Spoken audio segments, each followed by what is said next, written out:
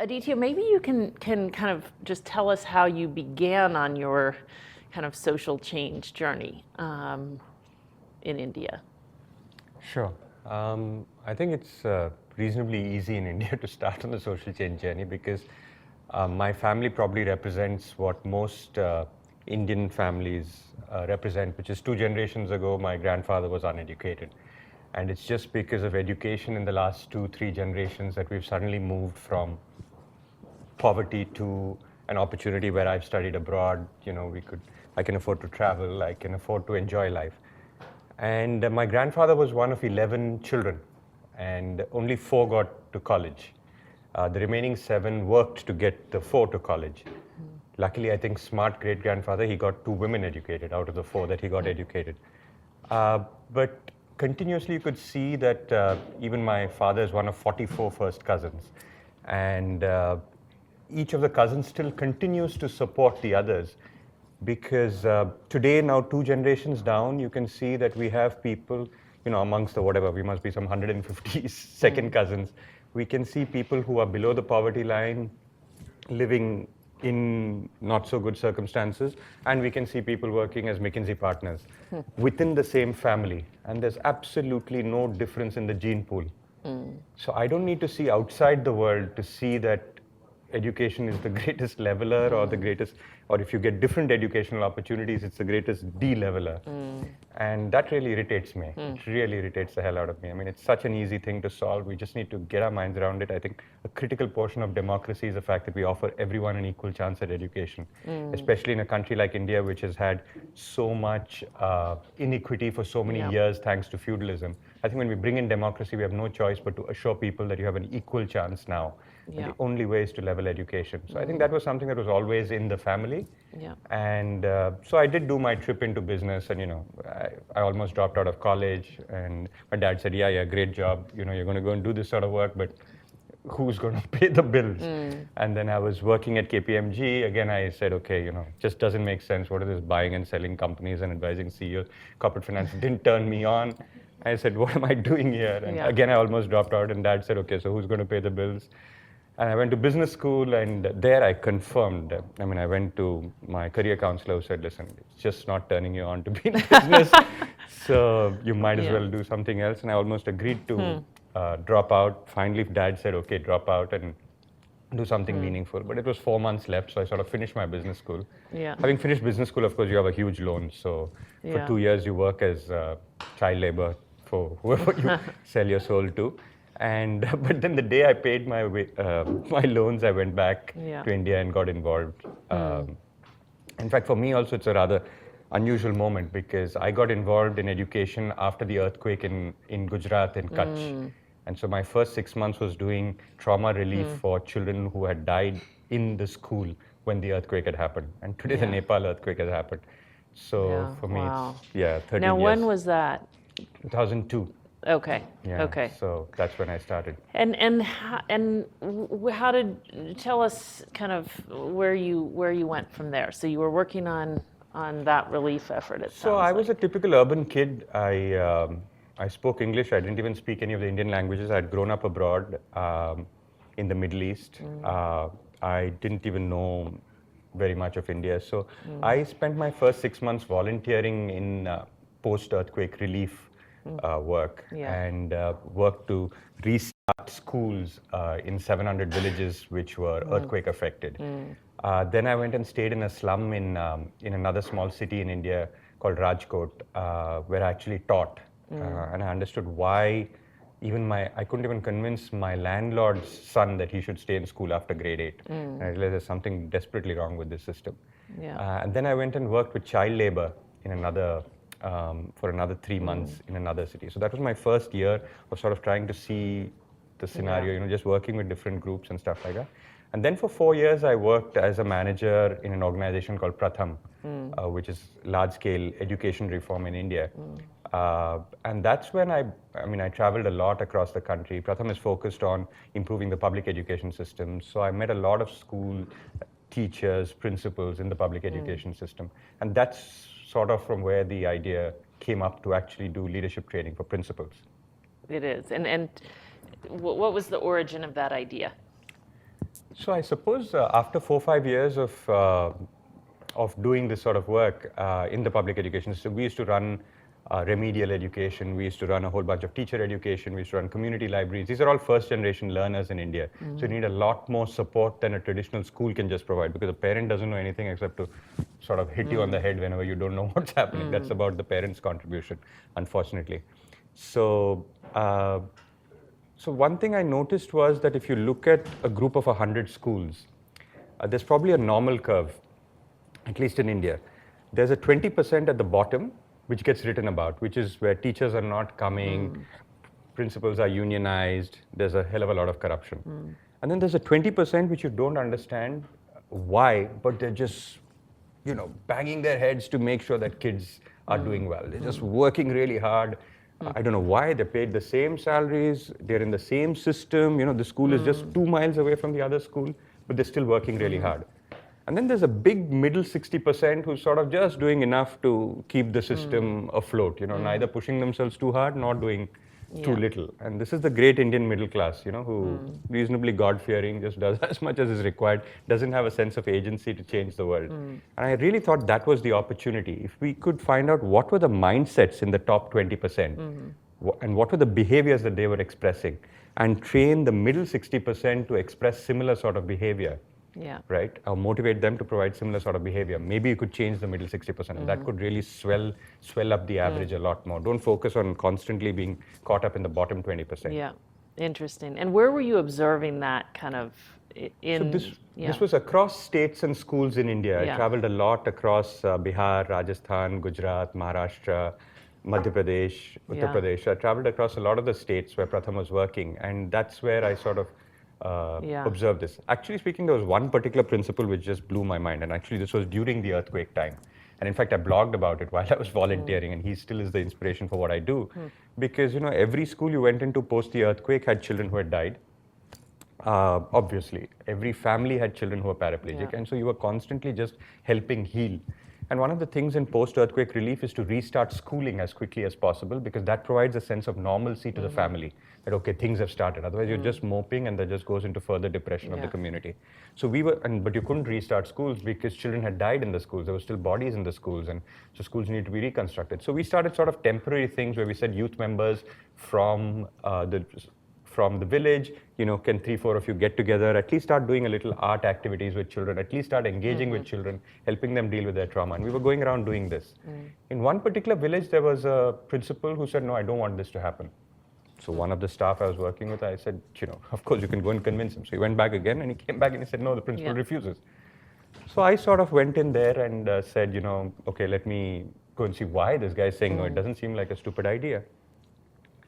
And when I spoke to him, I mean, for 2 days after that, I didn't speak to anybody because I was so sort of just blown away. 75% of the teachers in the region where the earthquake had happened, which is a district called Kutch, were from outside of Kutch. This is the second largest district in India. It's a complete desert.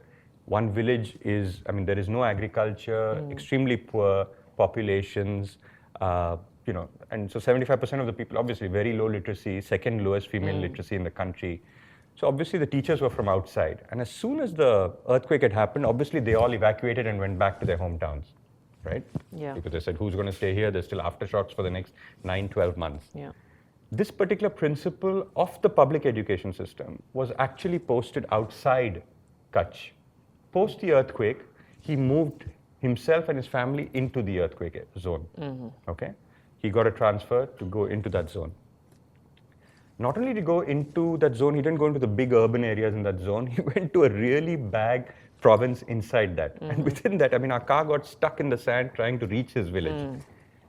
And the school, and he just went there, and the school, which before the earthquake had 87 children, post his coming in had 125 children. And just because of this one man, And I really couldn't understand. I said, why are you doing this? So how did you do this? And he said, I went to UNICEF, I got a tent, I went and spoke to the local electrician, and I said, is it more important for the rich people to have electricity or for the kids to be able to read? I went to some businessman and said, is it more important to do this or to give some kids some textbooks? And he just mobilized stuff and he got it going. He went and spoke to some youth volunteers and said, listen, okay, the teachers are not here, but this is your community. They don't care about it, you care about it. And he brought them back and he just mobilized the community. And before you knew it, everyone was contributing, community was participating. And I was just blown away. And this is the same community where the village 2 miles away would say, these children are very poor, every family has had a paraplegic now, how do we expect us to change? Government has not done anything, Same, there's no difference between the two communities. The only difference is the attitude of this one gentleman. Yeah. And I blogged saying, all we need is 600,000 idiots like this, because this guy was an idiot. There's no way you can justify on any rational basis why you should be doing this. There's no economic incentive. There's nothing that can justify what you're doing. Yeah. And when I asked him why you're doing it, he said, well, I'm a public servant, so I'm in service of public. And this is the biggest service that public needs, so I'm doing it. Yeah. And he didn't even think it was anything great. He just thought it was part of his thing. Yeah. So this is a slightly extreme example, but I blogged about it and I said, okay, so 600,000 villages in the country, all you need is 600,000 idiots. And in a country of 1.2 billion people, it's not impossible to find 600,000 idiots, right? And if you just imagine that the average principal in a school becomes a principal somewhere between the age of 40 and 45, he's got 20 years to work in that community. Right? In those 20 years, you're going to see 1.5 generations go through your school.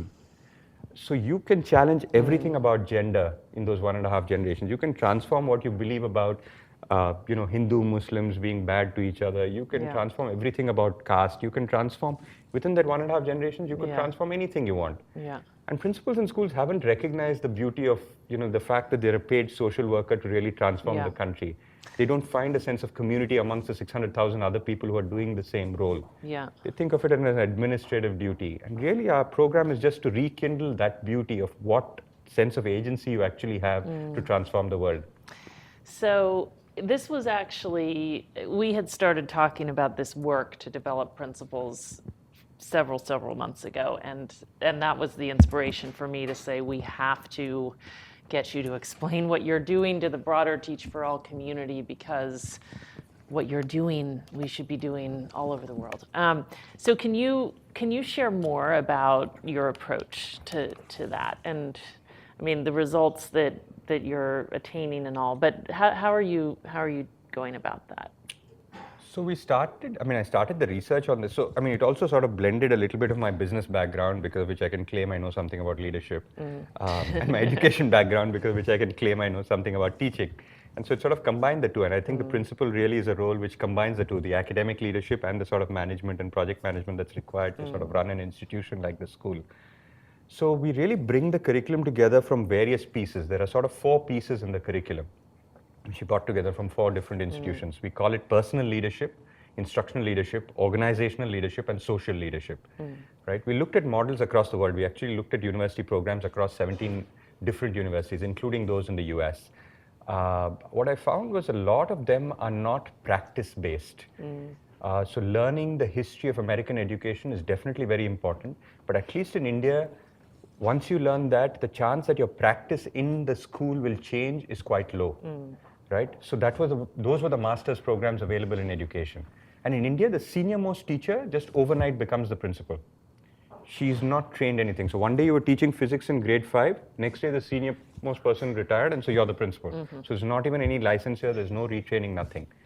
So we did a research saying, okay, what are the different types of skills required? And these were really this PIOS, personal, instructional, organization, and social. And they're rather obvious. What is basically ossified is the relationships that the principal has with the 4 main stakeholders in the school. As a school, unlike in a corporate environment where I think you have X amount of authority, in a school environment, you really don't have that much influence, because teachers are there for a different purpose. and children are there for a different purpose. So I don't think you have as much authority to be able to say, okay, lay off this, cut this, stuff like that. Because in a school, you can't say, okay, all those kids are poor, so let's get rid of them, right? So the point is you have to include them. When you're running a business, you can say, okay, those customers are not giving me money, I need not provide them a service anymore, right? A school involves a sense of inclusion. So I think the way to lead a school is obviously substantially different from the way you need to lead a typical business corporation. So for this, I think the personal leadership, so what are the 4 relationships that I've ossified? One, the relationship with children. A lot of principals have just forgotten the joy of interacting with children and the sheer sense of joy of adding value to a child's life and the child coming back and saying thank you. I come from a family of teachers. I know my mom, my sister, everyone's a teacher. And they're not working for today, they're not working for tomorrow. They're working for 20 years down the line. When someone comes back and says, you know what you told me in class that day? That's what changed my life, right? That's what you're working for. So now, if as a leader you don't understand the beauty of that, you really can't lead. Yeah. Right? You have to have experienced that joy yourself, and only then can you help others sort of, at least this is my view, that's the only long term, because the amount of work that's required, the wages are never going to be enough to justify that. And so how do you get at that? So we do a lot of very deep personal reflection exercises with principals. These are all, let me just give you a broad overview of the program. So the program is 3 years. The program is in service, that is, it is for existing principals of public schools. It is voluntary, and it involves about 12 days of workshops per year. So you come in for 4 days, then for another 4 days after 3 months and another 4 days, and 16 days of on-site coaching every year. So someone comes into your school and says, okay, you learned that at the workshop.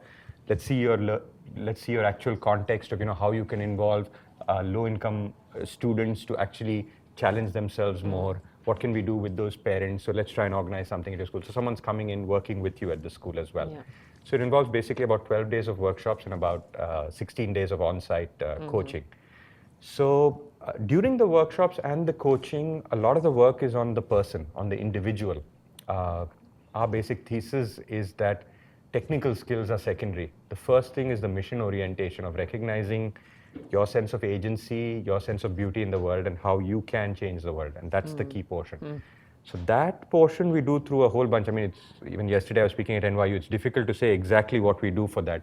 But there are a whole set of tools you can do for that sort of reflection. It's a lot of deep reflection exercises saying, why are you here on this planet? What are the things you aspired to do at the age of 22, right? Which you've just given up on now? What are the assumptions you're making about the world, which may not actually be true? What is the sense of community you have with with the other professionals?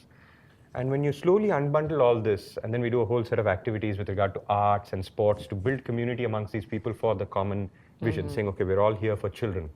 So I think there's a whole set of exercises, including sometimes we've done yoga, we've done meditation, we do whatever it takes to get that group of people to really invest their lives behind children. I mean, that's the only goal. So what process you follow for that, that's left to the individual teams. Yeah.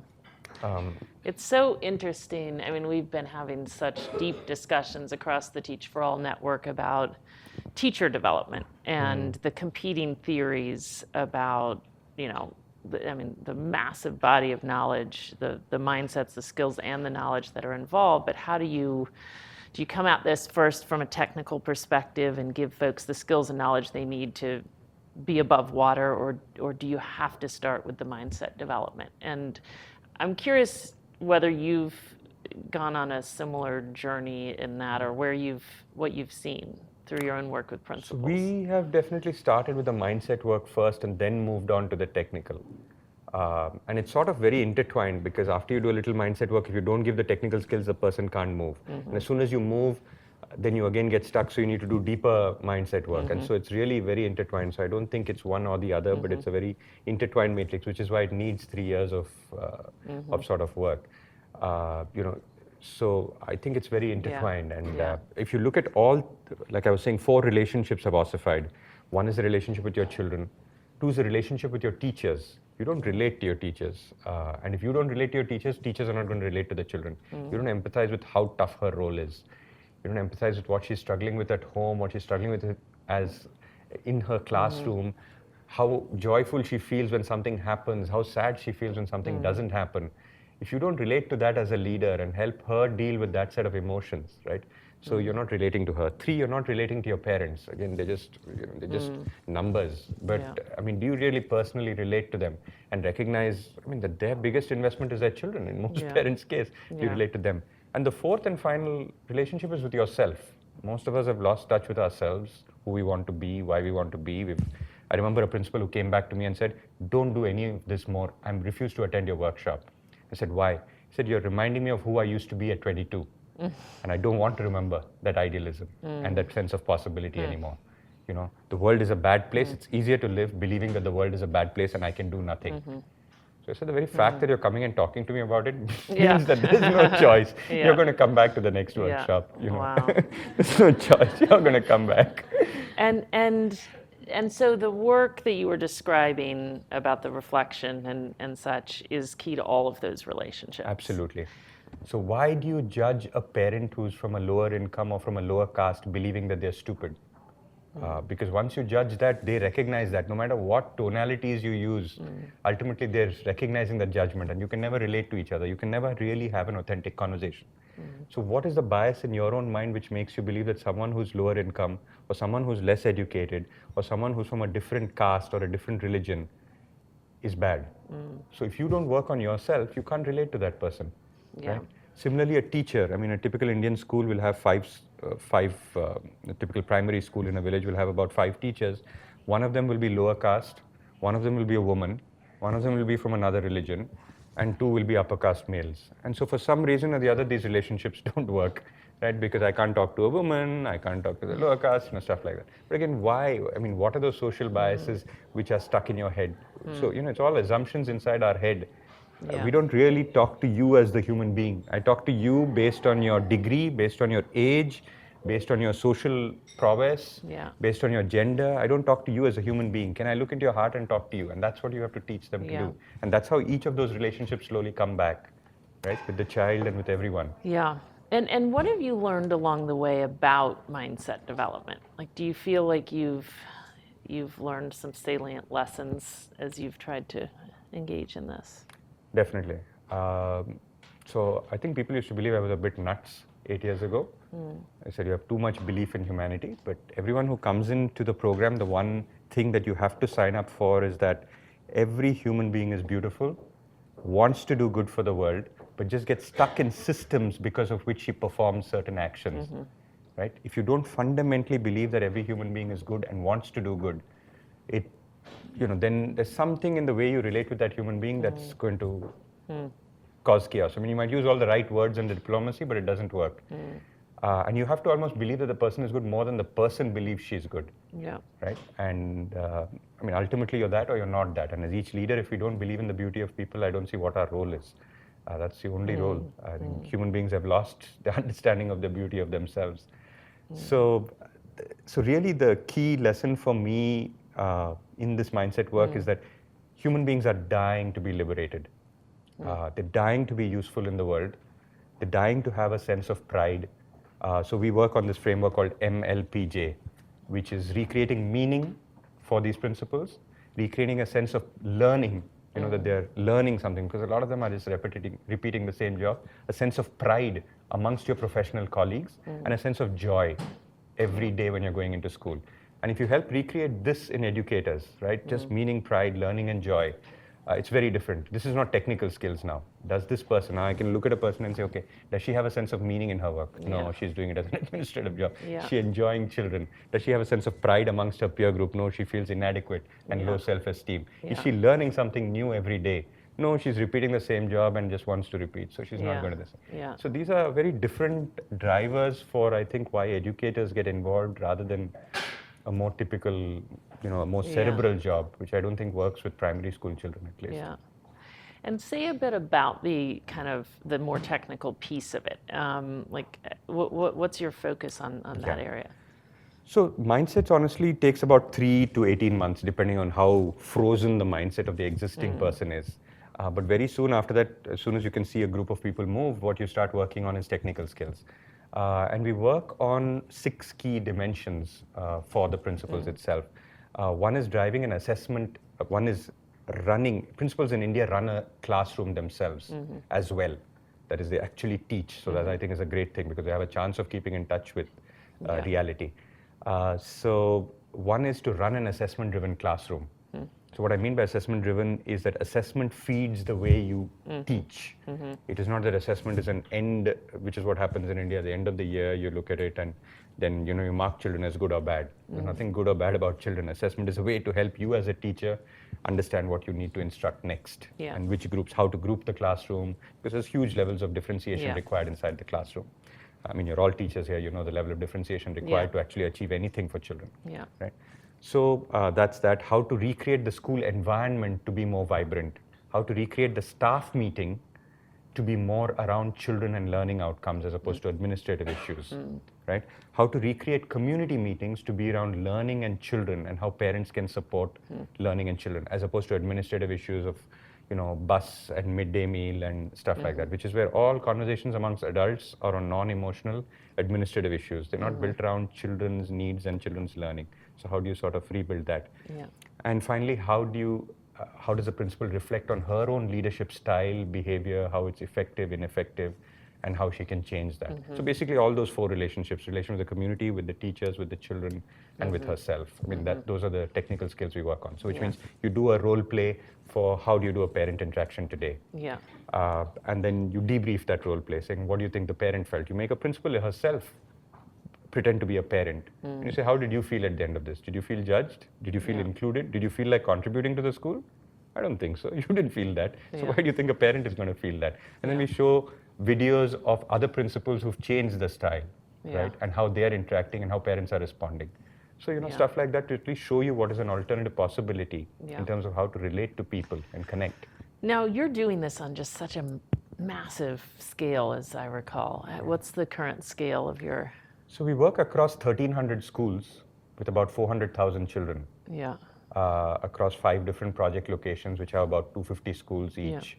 And we've purposely chosen 3 different states, which are in the western half of India. And we've chosen a site which is a very rural, a site which is extremely tribal, which means populations are migratory, populations don't speak the local language, have very different set of customs.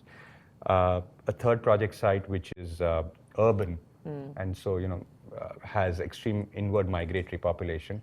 And a fourth, which is a megapolis, which is Bombay itself, which has a completely different dynamic because of just being a megapolis. So those are the 4 sites. But we really, across these 1,300 schools, we work with principals. And how would you describe, I remember your discussion around like your levels of success. I mean, how would you describe the results that you're seeing? So I think the simplest way to describe it is around learning outcomes of children. I mean, we look at it in various ways. One is mindset change of the headmaster, mindset change of the teacher and technical skills development of the teacher, and finally learning outcomes of the children. So the first 2 measures are obviously much more internal because those are the preliminary measures before change in children can be observed.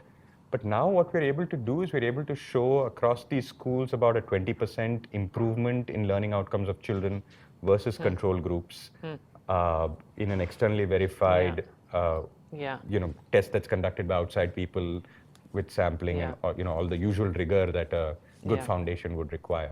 And just on average 20%. Yeah, so grade 3 is more, grade 5 is less, grade 7 is a little bit less, math is a little bit more, language is a little less, but across the board. And when you look, at these schools, does there continue to be a bit of a bell curve? Yeah, so it's interesting, but the bell curve moves. Every year we look at, we have these huge debates within the project team saying this principal has not moved for the last 1 year. She's still just talking nonsense and rhetoric. She's not changed one behavior in the classroom. She's not one behavior in this thing. And so we should drop her out of the program. And someone will fight and say, no, I think she's going to change. And someone else will be, oh, this guy's a classic principal.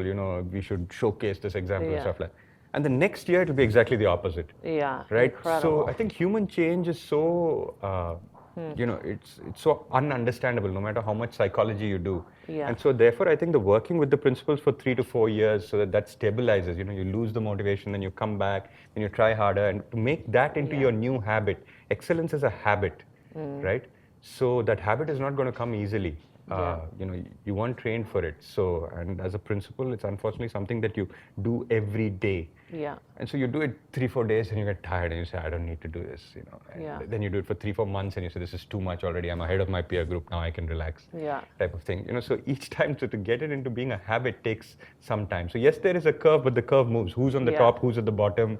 Wow. Keeps moving. So that's the good thing. So now, honestly, no one takes a debate as to whether to let go of a principal or not. The only question is how to work with her so that she gets the energy to want to cause change. So now... What's so striking talking with you, I mean, we talk so much about the importance of a growth mindset in kids, and all of us, believing that kids can grow. But talking with you, it's so striking that you have such a deep growth mindset around adults.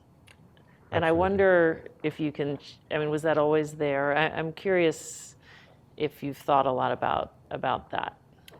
And how do you build, we have a bunch of folks out there developing teachers. And I think this is one of the hardest things, like truly internalizing a growth mindset for adults. Absolutely. I don't think it's easy, and I don't think there's any silver bullet to that. Yeah. But I think various things work. If you try to work with individuals alone, I think it is difficult because individuals are, after all, part of an ecosystem, right? But when you start working, which is why we always work with a minimum of 100 schools in an area, because then you're working with 200-300 teachers, 100 principals. So that community that you can create, the only way is to edge. Why is Wendy speaking to me? Why am I speaking to you? Why am I speaking to Shaheen? Because we're edging each other on, right? To try and do more.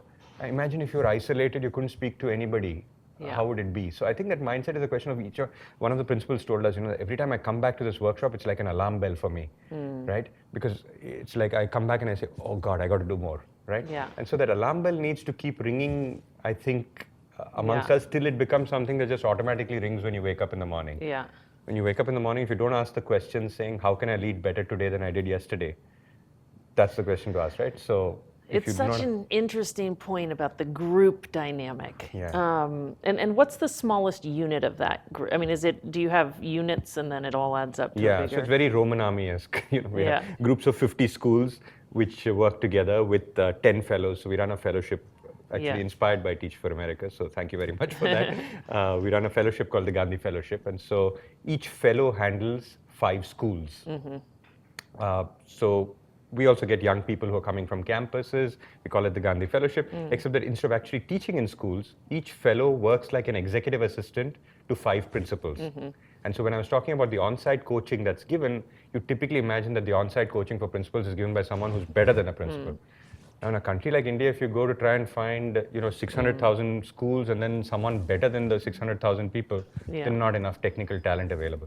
So we actually put the whole thing on the head and said, what if you just had young people? Right? If young people can work in McKinsey and Goldman Sachs and advise CEOs whether to buy a company or sell a company or whether to follow this strategy or that strategy, just because of the system that they've been provided. Why can't we get young people, give them the right set of tools in order to actually work with principals of schools, right? So that was a challenge. I can see you're already beginning to wonder, how could this ever happen? Please explain. Yes. Well, 7 years ago, it was a doubt, right? Yeah. Now, no one even questions it because it sort of just happens. We now have 250 fellows working with 1,300 schools. So and how do you set that dynamic up? It's interesting that you call them sort of executive assistants to the principals. Exactly. So the word in Hindi doesn't translate exactly to English, but the word in Hindi is sahyogi, which means someone who walks with you. He's not a coach who knows something more than you. He's not someone who's less than you. He's someone who walks with you on your journey, right? And that's a very important mindset.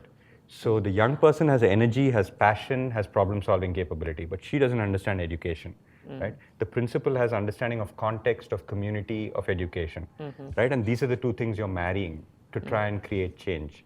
And so the young person basically on Monday goes to school 1, Tuesday goes to school 2, Wednesday goes to school 3, and next Monday comes back to school 1. So every day she's spending 5 hours in the school, working with the principal, working with the teachers, saying, hey, how can we make it better? How can we make it better? How can we do better? How can we do better?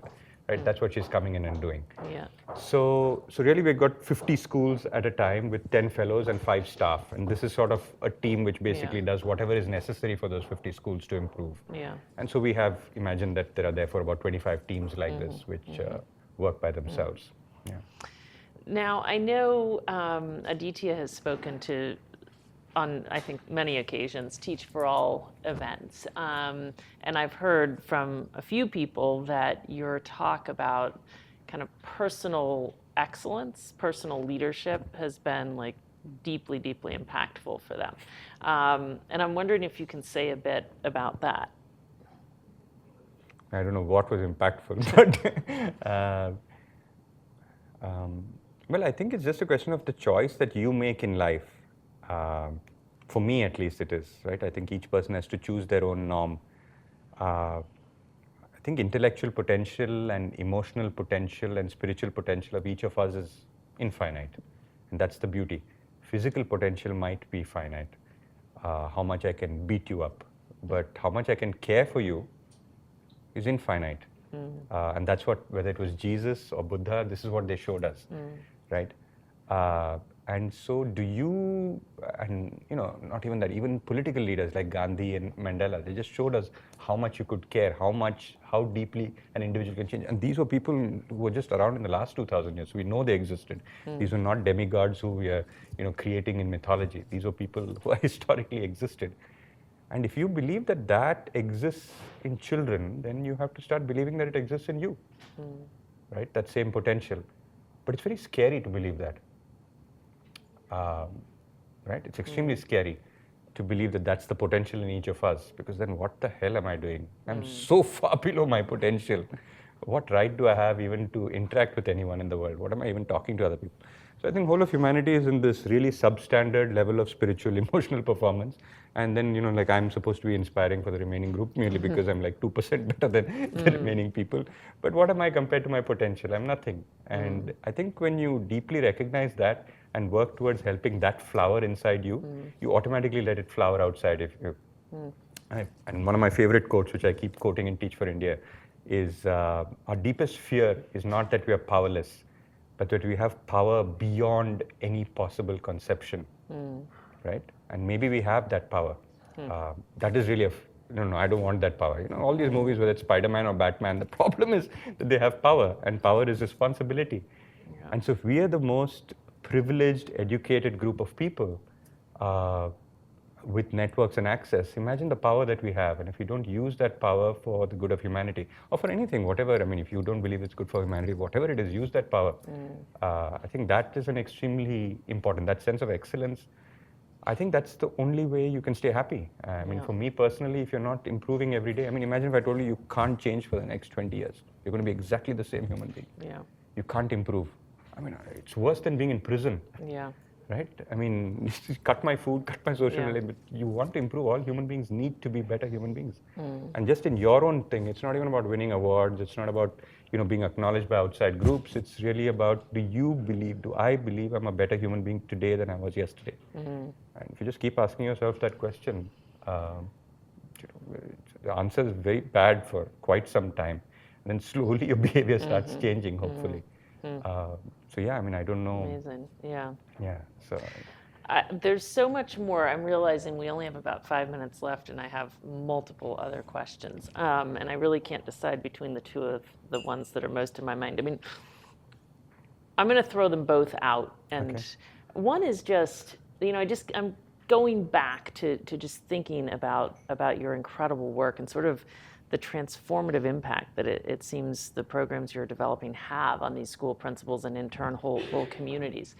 And I'm just thinking about how deeply we struggle with attaining the kind of transformative impact we need to have. I mean, for ourselves and for our teachers and in turn alumni and communities. And I'm wondering, I mean, we grapple so much with how do you change mindsets? How do adults grow? And I'm wondering if there's a level of insight, like if you could leave us with one thought as a Teach for All community on that front, what you would say? Belief in adults. Just like you need belief in children. Like I said, the first starting point is all adults are good, want to do good, but are stuck in systems that make them perform badly. If you have an ounce of doubt before you go in and speak to the principal, stay back at home and work with yourself. Yeah. So it's not about changing her belief. It's about changing yours as a practitioner first before you go in and speak to her. And that's much easier or tougher, depending on how you look at it, because all mindset change is about someone else, right? Yeah. Believing that I am perfect and you need to change to become like me. It's very, very profound. And now I can get my last question in there, which is what's next for you as you think about your potential and the vastness of India? How do you think about your future? Well, there are sort of two broad lines in which hopefully we will work in the next 10 years. One is with our fellows, and one is with the schools. These are the two leadership programs we run. And they're sort of joined at the hip, right? Because as a fellow, as she's intervening in the schools and the communities, her sense of leadership is growing, and the principal is also growing. So these two programs are very linked. For the fellowship, we've set a really ridiculous goal. And actually now it's seeming less and less ridiculous, and hopefully in 5 years it will not seem ridiculous at all. So actually in India, what we believe is that, post passing out of 2 years of the fellowship, fellows get a chance to enroll in, for want of a better word, an alumni program called the New Millionaire Program, right? And what do we mean by the New Millionaire? I think in this generation of people who are 22 to 30, the millionaires are not going to be people who have earned $1 million, which was the aspiration of my father's generation, right? The millionaires are going to be the people, the new millionaires are going to be the people who change 1 million lives, deeply impact 1 million lives, right? That's what people want. And I think we finally got the pulse on that. So once you set that goal, so even when we're enrolling people into the fellowship, we're no longer good with, saying, okay, this is my sense of agency, this is all I want to do. We're telling you on day zero, before you even come on board, saying this is what we're preparing you for. Wow. Because a country like India, we just cannot afford small-scale change anymore. We need massive and large-scale change. So if you're still going to resist that every time I intervene with you, every time you're in the sense of community, instead of pushing each other, saying, come on, push yourself harder, push yourself harder. So I think one is so the alumni program has got much more structured around building the new millionaires. And that's really exciting. Amazing. Yeah, so so we're just seeing the way people are pushing. So there's initial resistance, saying how, where. I said those are all secondary questions. First, make the decision, right? Then we'll figure out how. Why are you scared to make the decision? So that is one area which I'm really excited about. And this doesn't matter whether you go into politics, doesn't matter whether you go into public administration, whether you go into academia. I mean, if you're in academia, then be an Amartya Sen, right? Yeah. And how do you support those folks? How do you support? So there's a whole bunch of services, right from, I mean, we've sort of, what does business do to make sure that a 25-year-old becomes a partner in an extremely good firm by 35? Every 2 years you reinvent. The skills required every 2 years are substantially changed, right? And there's a systematic path. I know what I need to do. I mean, for me at least, I came from a business background. You go in, you do your engineering, you do your business school, you do 2 years in McKinsey, you do 2 years here, and there's a very standard path that's available. I think in the social sector, that's not available as yet. That's not clear. The mentors are still very broad and saying, oh, great job, great job. So I unfortunately constantly tell fellows not good enough. Because what people did in 5 years, 5 years, 5 years, 5 years, and therefore by the age of 60 did, you should be able to do in 2 years, 2 years, 2 years, 2 years. And that's what business has managed. In my father's generation, people were becoming CEOs at 50 and 55. Now CEOs are 35 to 40, right? And even earlier startups. So now can we really cause that to happen by telling you what are the skills required in those 2 years? How do you reinvent at the end of 2 years? So those 5 crossroads, what decisions do you make, in those every 2 years? Are you actually growing and taking the risk at the next level, or are you having marginal growth? And so we support them through those crossroad decisions through a mentoring program. Also in the social sector, I mean, there's a whole bunch of mentoring around, personal crisis that people are going through, financial crisis that people are going through. But I acknowledge that this sector really burns you out. And so just providing those sort of, access to those sort of services and saying it's fine if you burnt out, right? Then career management to help you take that choice and take the next bigger role. So just providing a sense of community for those people to push each other and say, hey, I know a company which is looking for the next, COO role. I think this idea that you're on, I know a donor who's going to support it. But just creating that sense of community amongst the existing people and setting that as a goal. I think the biggest problem is setting a goal which is valuable. Once you've set a goal which is numeric and metricizable, I think life is always easier. There's so much to be learned here for our own alumni work across the network. It sounds like it's a very individual goal versus a collective goal. Is there a reason for that? Or how do you? Yeah, so we don't necessarily, in a country like India, we don't necessarily focus just on education. We're not going to be able to solve the country's problem because education is mired in health problems. It's true everywhere, by the way. I think so. Okay. So Yeah. it's stuck in livelihood issues as well. It's stuck Yeah. in poverty alleviation, Yeah. Early pregnancy. I mean, the whole set of issues is mixed up there. So the teacher alone is not going to be able to solve this. So we encourage people to go across sectors, although invariably 40% land up back in education. We encourage people to move Yeah. across the sector. So yes, it is a individual goal at a starting level. Because So they're it isn't. resolving to impact 1 million lives versus a collective. It's a very good point. I think I should reflect on seeing why we're not setting. So I think once you say change India or something like that, I think it gets lost. Yeah. I mean, it might be useful, but the agent over whom I have control is myself. This is not saying that there is not a larger goal. Sure. But No, the no, no. I was person just with whom- curious how yeah. you'd, because we struggle with this all the time. And But you we know, too. Indians are filled Yeah. with rhetoric about how the world needs to change. But the main only person over whom you have control is yourself. Yeah. And if you change, the world changes. So I think maybe that is my Interesting. deep philosophy because of which Yeah. I'm setting an individual goal. And anyway, while I'm changing 1 million lives, it doesn't prevent you from changing it as well. And it Yeah. doesn't prevent me from collaborating. In fact, invariably, I'll need to collaborate with you Yeah. in order to change the world. There is no choice. It's very difficult for me as an individual to do anything that's useful. There was a second part of your. Of the vision, yes. I was just coming back to that. So Yeah, one is on the yeah. education, on the fellowship part, the creating of the millionaires. The second portion is actually even more ambitious on the education side, is to actually create a district leadership program. So currently we work with school heads in a 3-year program. So the question was, now can you work with district? 150 people in India typically manage a district of about 1,000 schools. They're also coming from the same teaching cadre. They're also coming from the same principalship cadre, but with not too much skills plus minus from that, right? What do they actually need to do to lead better teacher development, to lead better principal development, to lead better change management? What do they need to do? We don't really know. And so we're actually saying we don't need to change 600,000 schools in the country. What you need to change is 1,000 schools per district, and do that 600 times. And so can you figure out, like you figured out 5-6 levers for a school, can you figure out 5-6 levers for the district? I mean, this is really like a factory, right? Accenture comes in and says high performance delivered, right? What do? They come into a factory and they reorganize processes, this, that, everything.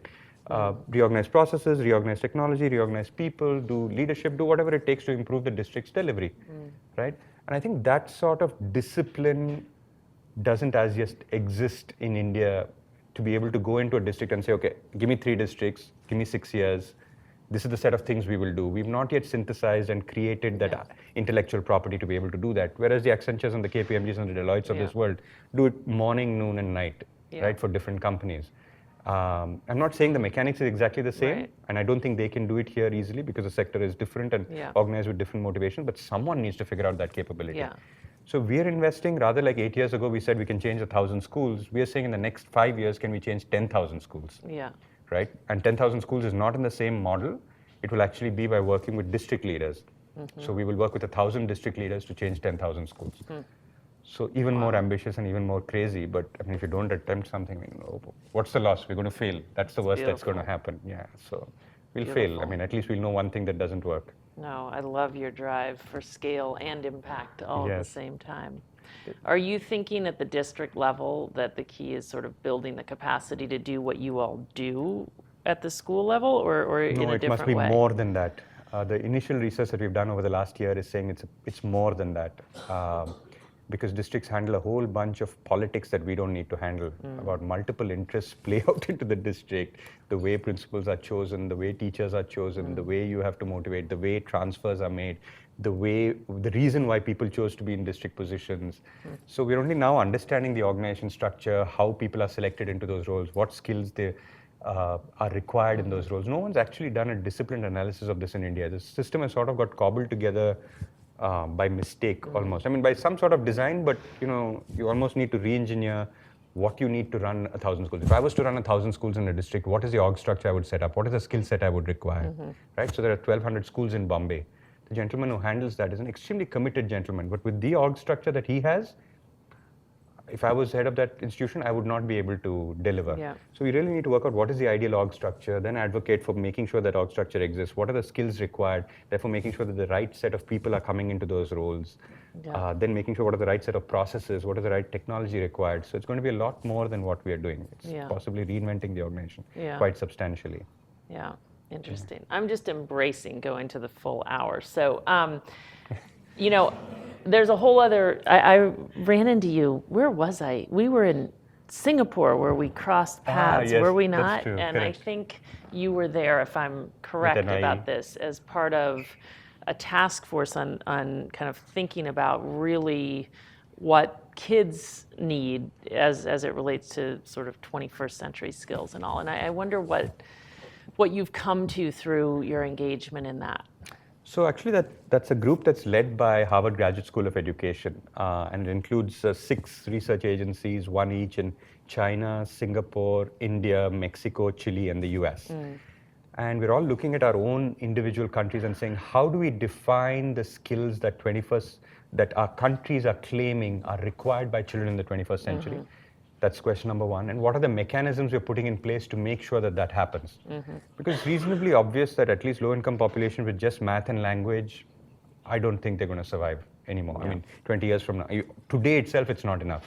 If you don't have much, much greater socio-emotional skills, right, to be able to relate to people, influence people, connect with people, collaborate with people, teamwork with people, these social skills are extremely critical. It's a service economy in the future, right? So that's extremely critical. Entrepreneurship, risk-taking, creativity, right? Especially in countries like India, you're not going to have, we're not creating a job-seeking population. Increasingly, entrepreneurship and risk-taking is going to be extremely important. And citizenship, right? How do you create people who care for public good? What is that mindset required? Not just private good, but public good. How does that get indoctrinated in children? So these sort of broad 2-3 groups: socio-emotional skills, citizenship, and entrepreneurship, and economic development. So these broad, and each of these breaks down into further skills and things like that. So the good thing is that what we've seen from the study is that a lot of countries across the world are talking about it. The bad thing is that very few good executions. Very, very few good executions of how people are actually doing this on scale. So you find pockets of excellence, which is not good enough for children, and it creates even more diversity. And is that dovetailing with your work with schools and principals? Absolutely. So we're working with kids who are coming from populations who don't have cognitive skills. They have a lot more tactile skills, right? And so as you're working with those children, but they have different skills from what I've been trained in the last 3 generations. So if we don't work with the beauty that they have and see what they naturally do, so the natural sense of curiosity is very different. The natural ability to relate is very different. I don't need to separately train them in school for this, but their ability to abstract might be not as much, but their ability to do tactile is greater. So if you don't understand this, then our ability to actually impact is compromised. So we're trying to tie up with more institutions to try to understand. One of the constraints in this is, how do you measure this? I'm an accountant at heart, so if we don't measure how change happens, it doesn't move forward. So I'm saying, whether it's cognitive or socio-emotional or entrepreneurship or citizenship, can I say I improved it by 20%? And if I can't improve by 20%, I don't know whether I'm doing good enough. So are there promising efforts out there on that front, on the front yes, of so in measuring? fact, so the first book is being published by Harvard Education Press on what is the curriculum framework across 6 different countries on this. And the second book, which will hopefully come out in 2 years, is actually about promising case studies in each of the 6 countries. In fact, we're adding 3 more case studies from other countries as well, about people who are doing 21st century skills to develop entrepreneurship, develop citizenship, develop inquiry-based science systems, develop technology skills, critical thinking, which are all not what is normally done, and on reasonable scale. You've done it with at least 250 to 1,000 schools. So there are examples out there, but we need to learn disproportionately from them and reorganize our systems to be able to serve children better. This is so beautiful. There are so many ways in which everything you're thinking about dovetails with everything we're trying to think about. I feel like we need to keep talking for the next 24 hours. Seriously, we could double click on so much that we've discussed, and we may want to try to find a way to do that at some point. So, but thank you so much for being here. It's a huge impact for us. So thank you. Thank you so much. Yeah.